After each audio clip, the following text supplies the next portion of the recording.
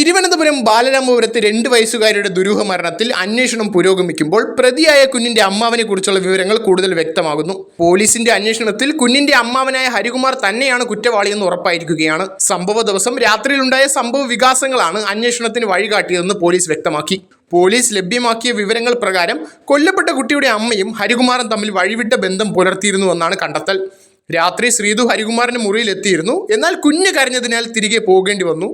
ഇതേ തുടർന്നുണ്ടായ അസ്വസ്ഥതയും അമിത ദേഷ്യവും പ്രതിയെ ക്രൂര നടപടിയിലേക്ക് നയിച്ചതെന്നാണ് പോലീസിന്റെ നിഗമനം. പുലർച്ചെയോടെ ഹരികുമാർ കുഞ്ഞിനെ കിണറ്റിലേക്ക് തള്ളിയതായാണ് പോലീസ് കണ്ടെത്തിയത്. പ്രാഥമിക ചോദ്യം ചെയ്യലിൽ പ്രതി കുറ്റസമ്മതം നടത്തിയതായും അന്വേഷണ ഉദ്യോഗസ്ഥർ സ്ഥിരീകരിച്ചിട്ടുണ്ട്. കേസുമായി ബന്ധപ്പെട്ട് കൂടുതൽ തെളിവുകൾ ശേഖരിച്ചു വരികയാണെന്നും ശാസ്ത്രീയ പരിശോധനാ റിപ്പോർട്ടുകൾ അനുസരിച്ച് കുറ്റപത്രം ഉടൻ സമർപ്പിക്കുമെന്നും പോലീസ് അറിയിച്ചു.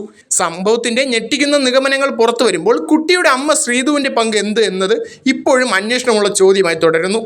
നാട്ടുകാരും ബന്ധുക്കളും സംഭവത്തിൽ ഗൗരവപരമായ അന്വേഷണം വേണമെന്ന് ആവശ്യപ്പെടുന്നുണ്ടെങ്കിലും ശ്രീതുവിനെതിരെ നിലവിലെ വ്യക്തമായ തെളിവുകളൊന്നുമില്ലെന്നാണ് പോലീസിന്റെ വിശദീകരണം. Zag news, Thiruvananthapuram. നേരിന്റെ വാർത്തകൾ നിങ്ങളുടെ വിരൽത്തുമ്പിലെത്താനായി സാഗ് ന്യൂസ് ചാനൽ സബ്സ്ക്രൈബ് ചെയ്തും ഷെയർ ചെയ്തും ഒരു ശരിയായ മാധ്യമ നിലപാടിനൊപ്പം നിൽക്കാൻ ഞങ്ങൾ നിങ്ങളെ ക്ഷണിക്കുന്നു.